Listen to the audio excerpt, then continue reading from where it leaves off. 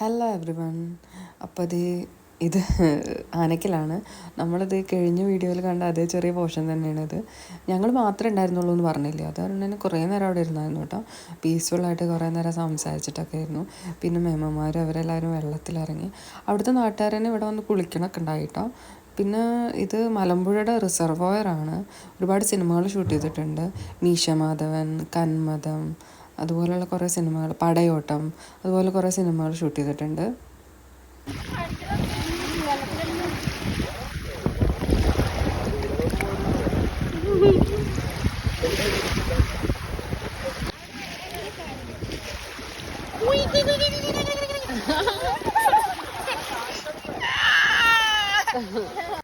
റെയിൻകുട്ടിക്ക് പിന്നെ വെള്ളമൊന്നും ഒരു കുഴപ്പമില്ല, കയറുന്ന തന്നെ ഉണ്ടായിരുന്നില്ല.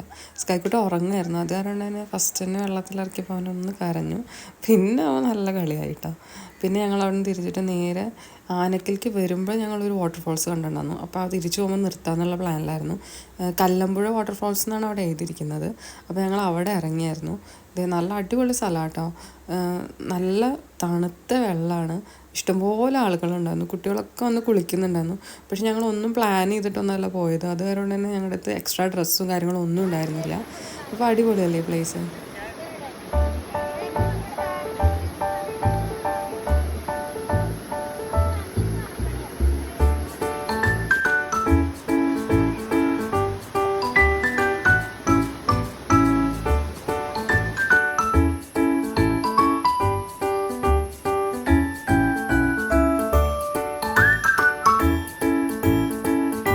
വാട്ടർഫോൾസ് കണ്ടപ്പോൾ തന്നെ അജുവിന് അവിടെ ഇറങ്ങണം.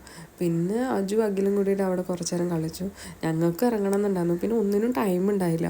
ഇവിടെ തന്നെ ഒരു 4:30 ആ ഒരു ടൈമിൽ എത്തിയതെന്ന് തോന്നുന്നു. അപ്പോൾ ഇത് കഴിഞ്ഞിട്ട് ഞങ്ങൾക്ക് മലമ്പുഴയിലും പോകുന്നുണ്ട്. മലമ്പുഴയാണെങ്കിൽ 7 മണി വരെ ഉള്ളൂ ടൈം. അങ്ങനെ ജസ്റ്റ് മലമ്പുഴയിൽ പോയി അവിടെ കുറച്ച് നേരം ഇരുന്നു. അതിൻ്റെ മേലെ ഡാമിൻ്റെ സൈഡിലൊക്കെ പോയപ്പോഴേക്കും ടൈമായി. പിന്നെന്താ അവിടെ നേരെ തിരിച്ച് വീട്ടിലോട്ട്. അങ്ങനെ ഇന്നത്തെ വീഡിയോ കഴിഞ്ഞു. ബൈ.